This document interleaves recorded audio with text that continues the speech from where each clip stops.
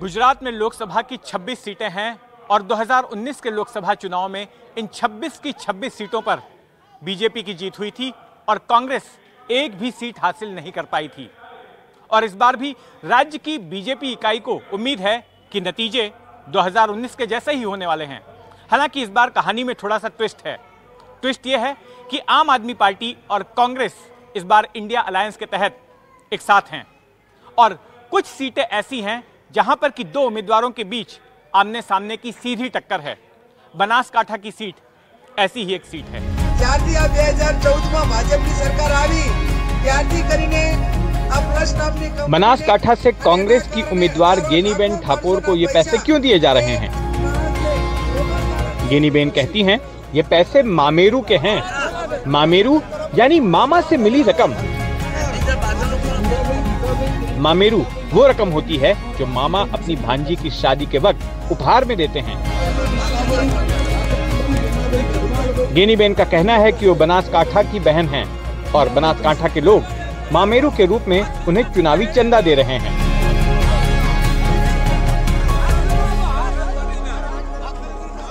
जो बहन बेटी को दिल से चाहते हैं और उसे ससुराल के उसके पियर के घर में जाते हैं, उसके भाई के घर में मिलने जाती है, तब उसको देते हैं, को 50 देते, 100 देते, भेंट देते हैं। तो हम सारी बनासकांठा का सभी लोग मुझे एक बेटी के रूप में देखते हैं।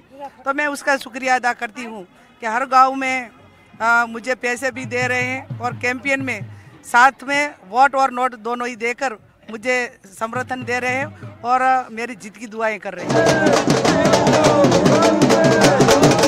कांग्रेस उम्मीदवार होने के साथ साथ गेनीबेन वाव विधानसभा सीट से विधायक भी हैं। 2017 में पहली बार इन्होंने कांग्रेस के टिकट पर चुनाव लड़ा और जीती। 2022 में भी इन्होंने अपनी जीत दोहराई। अब संसद जाने की तैयारी कर रही गेनीबेन बीजेपी पर निशाना साध रही हैं। कौन कैंडिडेट क्या बोल रहा है वो मुझे पता नहीं है, लेकिन मैं वो बात बता सकती हूँ कि जो हमारा देश का जो लैंग्वेज है, राष्ट्रीय मातृभाषा है, राष्ट्रीय भाषा है, वो हिंदी है और वो कितनी बढ़िया लिखी है वो मुझे पता नहीं है। लेकिन उसका पक्ष में ही वो 5वीं 6ठी कक्षा पढ़ने वाले जो एमपी का चुनाव लड़ रहे हैं, तो वो क्या बात कर रहे हैं उसे मुझे कोई पता नहीं है। उसके बारे में मुझे कोई बात भी नहीं करनी चाहिए।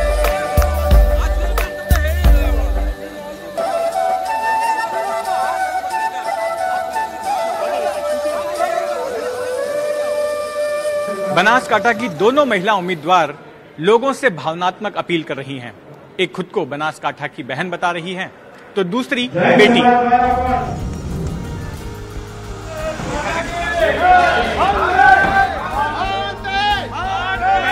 गेनीबेन का मुकाबला हो रहा है बीजेपी की उम्मीदवार डॉक्टर रेखाबेन चौधरी से।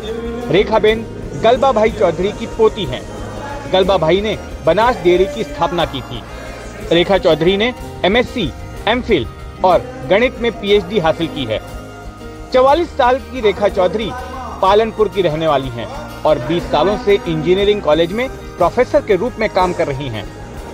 हम दियोधर इलाके में इनकी एक चुनावी सभा कवर करने पहुंचे। रेखाबेन ने हमसे कैमरे पर बात करने से इनकार कर दिया। मैडम, यहाँ आप क्या संदेश देना चाहती हैं यहाँ के मतदाताओं को? भारत माता की जय श्री राम। उनका प्रचार संभाल रहे कार्यकर्ता के मुताबिक पार्टी ने उम्मीदवारों के मीडिया से बात करने पर बंदिश लगा रखी है। अपने भाषण में इन्होंने जीत जाने पर पीएम मोदी के सपनों को साकार करने का वादा किया। अपने भारत देश के आदरणीय, यशस्वी और तपस्वी प्रधानमंत्री श्री नरेंद्र मोदी साहब के हर सपना पूरे करने के लिए मैं अविरत कार्य करूंगी और अपने मत विस्तार के हर काम पूरे करने के लिए, पूर्ण विकास के लिए मैं अविरत कार्य करूंगी। और मैं अपने मतदाताओं से कहती हूं कि आपका हर एक मत पूरे सीधा विकास को मिलता है। बनासकांठा का नाम बनास नदी पर पड़ा है। ये नदी अरावली की पहाड़ियों से निकलकर यहाँ से गुजरती है। कच्छ के रण के पास अरब सागर में समा जाती है। राजस्थान की सीमा से लगा बनासकांठा कई कारणों से अहमियत रखता है। एक तो यहाँ पर अंबाजी मंदिर है जो कि शक्ति पीठों में से एक है। यहीं पर बनास डेयरी भी है जो कि एशिया की सबसे बड़ी मिल्क कोऑपरेटिव में से एक है और जो यहाँ के किसानों का एक बड़ा सहारा है। हमने यहाँ के किसानों से बात की। हम हमारे जो वोट देते हैं उसका अधिकार मांगते हैं, फसलों का रेट मांगते हैं, अच्छा हेल्थ मिलना चाहिए, अच्छा एजुकेशन मिलना चाहिए। जो प्रॉपर एजुकेशन के बाद जो ये गवर्नमेंट ने जॉब खत्म कर दी है, जॉब नहीं मिल रही है और उसमें परमानेंट जॉब नहीं मिल रही, उसके सामने हमका अधिकार मांगने के लिए हमारे जो नए जो सांसद आ रहे, जो चुनावी वो यानी पक्ष से आ रहे हैं, उसके पास हम वही मांग रहे हैं। डीजल भाई बढ़ गया है भाव, ऐसी बहुत समस्या खेडूतों की है, तो हम जो भी सांसद के उम्मीदवार आ रहे हैं उससे पास वही मांगते हैं कि खेडूतों की जो भी समस्या है वो हल करें। हर बार गैस सिलेंडर का भाव बढ़ता जा रहा है, गरीब और गरीब होता जा रहा है। पहले कांग्रेस की सरकार में गैस सिलेंडर का भाव था 300, अब 1100 हो गया है। सरकार क्या चाहती है, खेडूत को कैसे जीना? 2014 की साल में जो सरकार ने PSL कंपनी बंद कर चुकी है, वो हमारे पैसे उसके अंदर फंसे हुए हैं, हमारे इस गरीब किसानों के। वो सरकार हमको ही हमारा पैसा ब्याज साथ वापिस दे। हमको यहाँ से जो लोग हैं बस्ती हमको निकलने नहीं देती, रास्ते पर रोक कर बोलती हमारा पैसा हमें वापस दो। दियोधर में रेखाबेन का प्रचार करते हुए हमें यहाँ के विधायक केशाजी चौहान मिल गए। चौहान ने संकल्प लिया है कि जब तक उनके इलाके में पानी की समस्या हल नहीं होती तब तक किसी समारोह में अपना सम्मान नहीं करवाएंगे। मेरे जो 14 दियोदर विधानसभा मत क्षेत्र है, इसकी पब्लिक का जो अपेक्षा है वो मेरा संकल्प है और ये मेरा संकल्प पूरा करने के लिए सरकार ने करीब 1250 करोड़ के योजना मंजूर की है और ये योजना साकार हो रही हो और ये मेरा पन जल्दी पूर्ण होगा। हमने बनासकांठा के लोगों से बात करके जानने की कोशिश की कि अगले सांसद से उनकी क्या अपेक्षा है।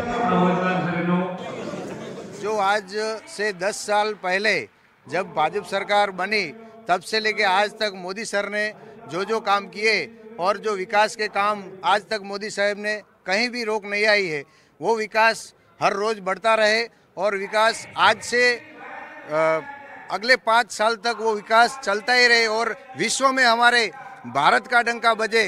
मोदी सरकार का जो लक्ष्यांक है 2047 तक विकसित भारत बनाना है, हम उस विजन को देखते हुए हमारे कैंडिडेट को वोट करेंगे कि भाजपा सरकार 2047 तक भारत को विकसित भारत बनाए।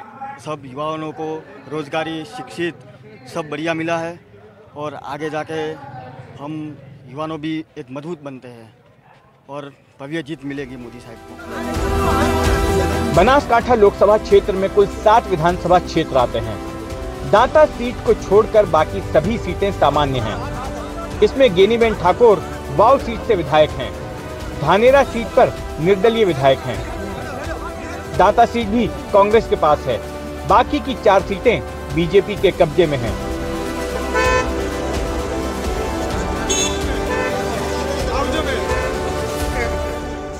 इस सीट से ज्ञानीबेन ठाकुर जीतें या फिर डॉक्टर रेखा चौधरी, लेकिन इतना तय है कि बनासकांठा का लोकसभा में प्रतिनिधित्व कोई महिला ही करेगी। यहां पर 7 मई को मतदान होना है। कैमरामैन राजेंद्र धयालकर के साथ जितेंद्र दीक्षित, NDTV के लिए बनासकांठा।